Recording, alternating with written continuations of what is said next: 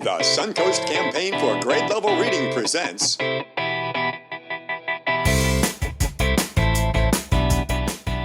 This Book is Cool!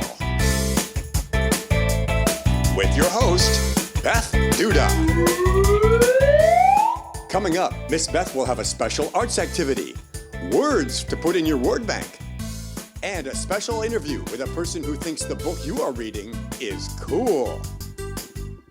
Hello friends, welcome to This Book is Cool. My name is Beth Duda and I'm the director of the Suncoast Campaign for Grade Level Reading. Today we are at Mote Marine Laboratory and Aquarium in the Chicky Hut to talk about a very cool book. It's called How to Hug a Pufferfish.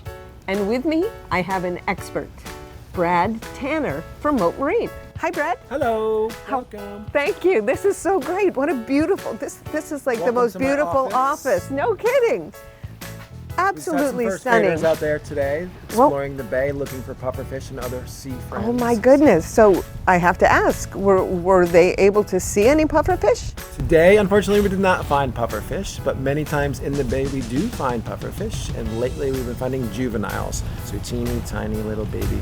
That's wonderful. I'm going to have to come and take a look for some pufferfish. I would say it's one of the kids' favorites. They always enjoy finding seahorses is one of the tops, as well as pufferfish. Yeah, so I have to be honest, I didn't know a lot about pufferfish before I read this book, which is enjoyable. It's a fiction book. It tells a great story about a pufferfish who does not wish to be hugged.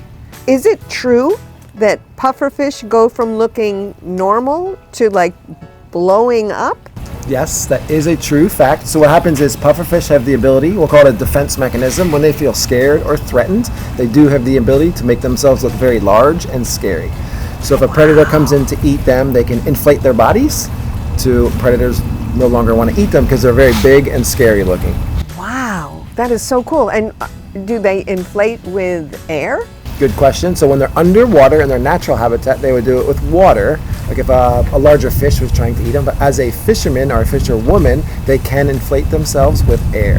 So if you ever catch one on a fishing hook, you may take it off and they'll fill themselves up with air.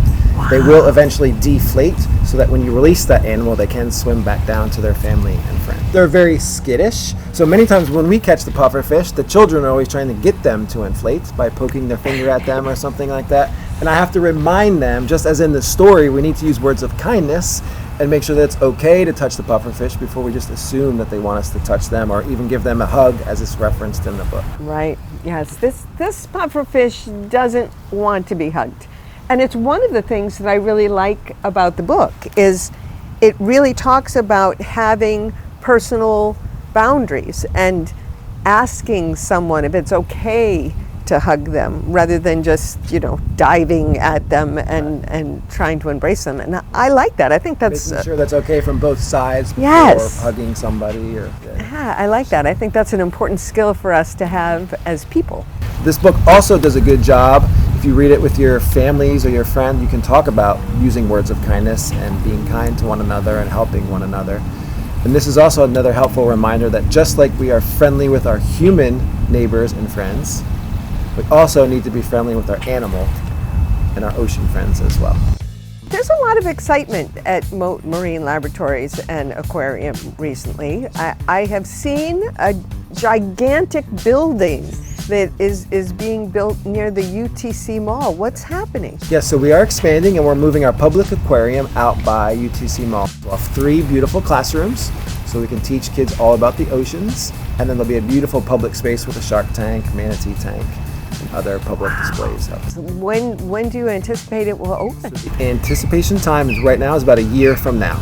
That's exciting. Yeah, we're very excited about it. So I know a lot of our friends have the opportunity to come to Mote Marine Laboratory and Aquarium as part of a school trip, but it's also open for anybody to come, right? Correct. We do lots of family programs as well. On the weekends we come out here to the bay and we explore the bay and look for pufferfish and sea urchins and other animals as family units, as well as lots of school groups. I know that there are pufferfish in the bay. Are there any pufferfish in the aquarium?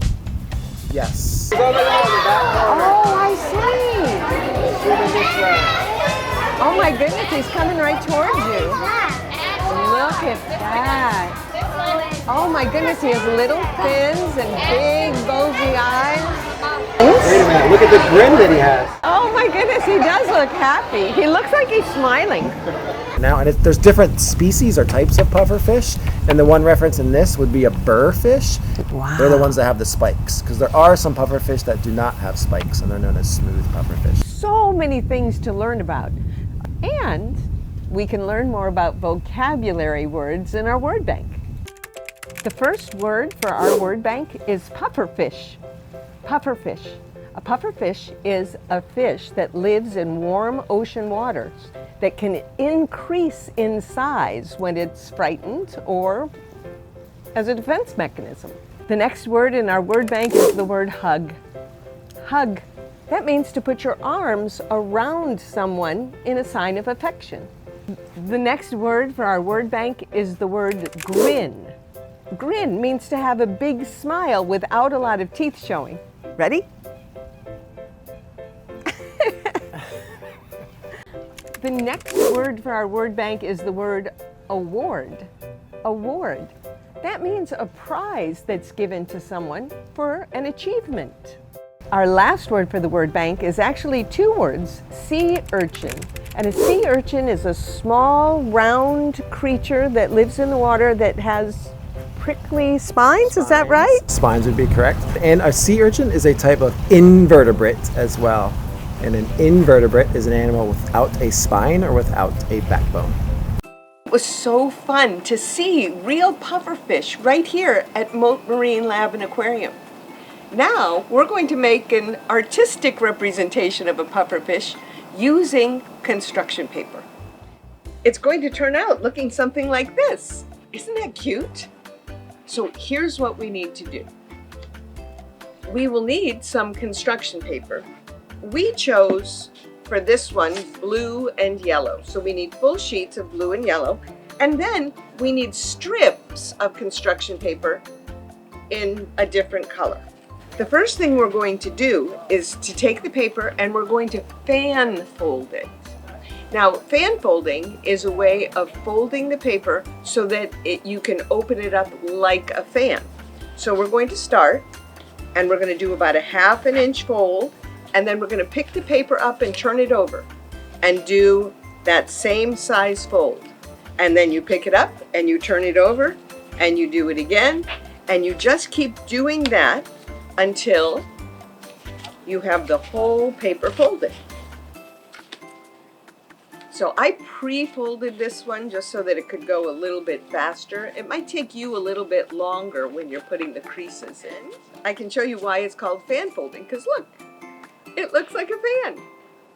In order to get the round shape of the fish, we're going to take two ends and we're going to pull them up together and we're going to tape them. And that's going to give us the round top shape of the fish. So I have my tape right here and I'm going to tape these together. Terrific. And then I'm going to want this part to meet up with the bottom part. So I'm going to tape that a little bit as well, just to keep it from unfolding like it's trying to do right now. You can use this fan folding for a lot of different crafts. We're choosing to do it today to build a pufferfish. Aren't they fascinating? I love the way a pufferfish can be small, and then when it gets scared, it blows up and it gets big. So our pufferfish is going to be big. It's going to look like perhaps our fish was startled by something. So I'm going to do the same thing here. I'm going to tape my two edges together to give us that round shape. And now I'm going to take the bottom section and I'm going to connect it to the top section. And then that will give us kind of our shape of a round fish. So using my tape, I'm going to connect these two pieces together. And do the same thing here. All right. So now you can see it's wanting to fold up like that, and I can fix that by just going to the other side and making sure I'm taping that other side as well. Now it's laying flat, and I want to put fins on it. So I've fan folded these as well. These are going to be our little fins. And I can put those up here near the top. And again, I'm just going to tape them, but if you wanted to glue them, you could do that. And you can make the fins any size you want them to be, and you can also do them in any color, because this isn't a true representation of what the fish looks like. This is kind of our artistic view of what we'd like the fish to look like. Isn't that cute? But now I think we need to give it some eyes and a little bit of personality. So I pre-cut some eyeballs, and I just used white paper, and I put a black dot in the middle. Now, if you didn't have black construction paper, you could draw it with markers to put that black dot in the middle if you wanted to. And then I think that's a good place for my eyes. And again, I'm going to tape it. Now, this is a different way you can use the tape. You can make a circle out of the tape and put it on the back, and then you can kind of squish it in, and that will allow the eyeballs to stay stuck.